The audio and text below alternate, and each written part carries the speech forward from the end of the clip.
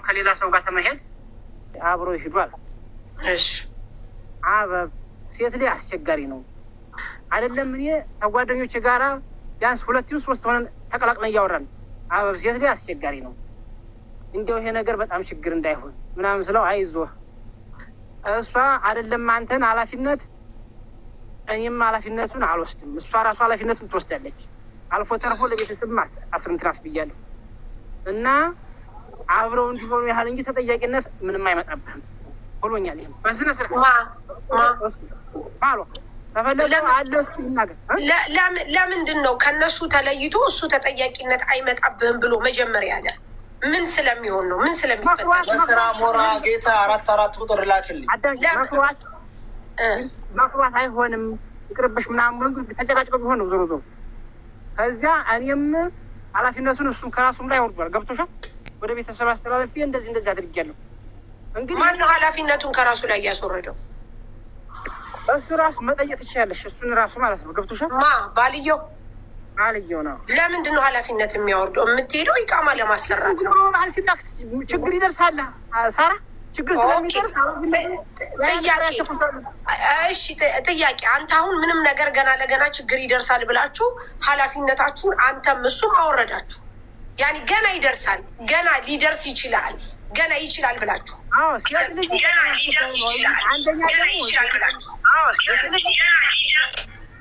እዚህ የተቀመጠ ሳሪ ባልየው ስላለ ባልየው ስለ ራሱ ያወራል። ራሱ የሚጠይቀው ብቻ ይመልስ። ስለ ራሱ ያወራል። በቃ ስለ ራሱ ብቻ መልስ። ቆይ መሲ እንደው በፈጠረሽ አንድ ብቻ ሀሳብ ልረዳና ከዛ ወርዳለሁ። በቃ ይችን ብቻ ከሱ ማወቅ ስለፈለግኩ ነው። ቀጥል እሺ። ከዛ በኋላ አገናኘ ሰው ከዛ ጨረሱ፣ ተነጋገሩ። እኔ 5500 ብር ተነጋገርኩ፣ ጨረሱ ሁሉን ነገር። ኤምባሲያቸው እነሱ በመታወቂያ ጉዳይ ትንሽ ዘግቶ ነበር። መታወቂያቸውን ከኢትዮጵያ አስላኩ መጣላቸው ኤምባሲያቸው እንደጨረሱ። ከዚያም በኋላ እኔ ከሴት ጋር ይቅርብኝ፣ እንዲሁ ከሴት ጋር ቢቀርብኝ ደህና ነው። አብሶ እዚህ ሀገር የተቀመጠ ሴት ሊደክም ይችላል። ከዚያ የወጣሁን ጠንካራ ናቸው። ከዚህ ወደዚያ መሄዱ በጣም አስቸጋሪ ነው። ሙቀትም ፀሐይ ምንም አግኝታችሁ ስለማያውቅ ይታወቃል። እንትን ሰሚ ሲስተርም ደውላ ተደብቀው ይሄዱ። አሁን ደግሞ ከእሱ ጋራ በጣም እንትን አለ። እሷ ቁጭ ብላ እስካሁን ድረስ በተስፋ አስቀምጦ እየጠበቀች እነሱን ምን ብዬ ነው ተደብቀው የሚሄዱት? በኋላ ሄዷል ብለው አይቀየመኝም? እንዲህ ምን ብዬ ነው የምለው? ተወከላ አለህ እንግዲህ ፈጣሪ አምላክ ከእነሱ ጋር ይከተላቸው። ይህንን ማለት አልችልም፣ ይቀየመኛል። አሁ እዚያ ሊሄዱ ነው ነገ ተባለ። ሄዱ፣ አደሩ። አልተጫኑ መሰለኝ ያለታ አድሮ በማግስቱ መሰለኝ ደግሞ እንደገና የተጫኑ።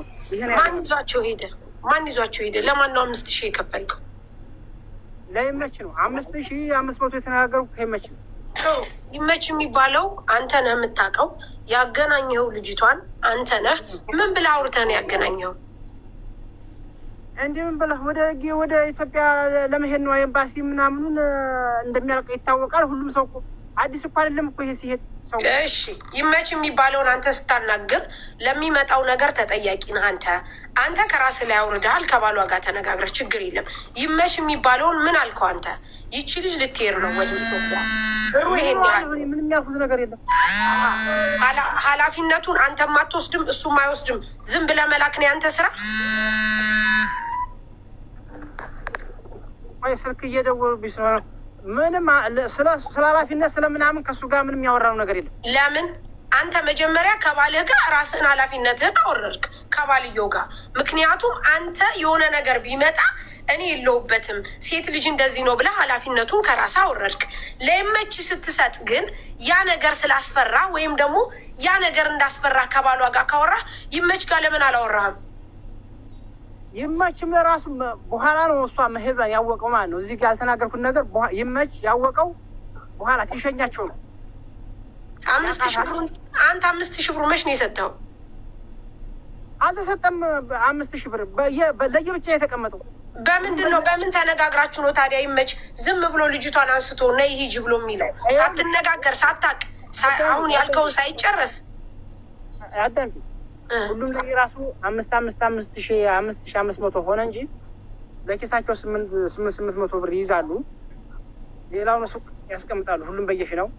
እዚያ ጨርሰው ድንበርን ቆርጠው እዚያ ፈርሻም ሆነ አራጉ በደረሱበት ሰዓት ነው ያንን የሚያስተላልፉት። ገብቶሻል? እንደዚህ የተባል ነው። በቃ ያለው ይሄ ነው።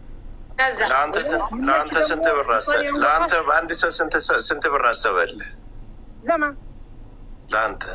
እንግዲህ ፈጣሪ በሚያውቀው ይሁን ጨለማ አይንጋሪ ለይሱን አንድ ብር የማውቀው ነገር የለም። ስንት ሰው ነው የሰጠው? ስንት ሰው ነው የሰጠው? እሷ ጋር ሁለቶች ወንድሞችና ሳራ ናቸው። እንትና ሀና። ስለዚህ በአንድ ሰው 500 ብር አስቡልሃል ለማለት ይኸው የገዛ ጓደኛ እየጻፈልኝ ነው በውስጥ አትዋሽ። አንተው ጓደኛዬ ከሆነ አንተው አስገባው። እሺ ወንድሜ እንደው በማርያም ልጨርስ። ከዛ በኋላ ይመቻዛቸውና ሄዱ። ቆይ እኛ ብሩ ላይ አይደለም ትኩረታችን። ቆይ እኔ አንተ አንድ ብቻ የሆነች ጥያቄ ብቻ መጠየቅ ፈልጌ ነው። ከዛ እወጣልሃለሁ። ምንም ችግር የለም። ይሄ ጉዳዩ የሁላችንም ስለሆነ ሰያን ለማገዝ ሰብአዊነት ተሰምቶኝ ነው እንጂ የገባሁት ጭራሽ እናንተ በህይወት የማታስፈልጉ ሰዎች ናችሁ። የእናንተ ቀርቶ ቤተሰቦቻችሁ መኖር የሌለባችሁ ናችሁ። በጣም ይቅርታ አድርግልኝ። አንተ አሁን ከይመች ጋር ተነጋገርክና ልጅቷን ላካት አይደል?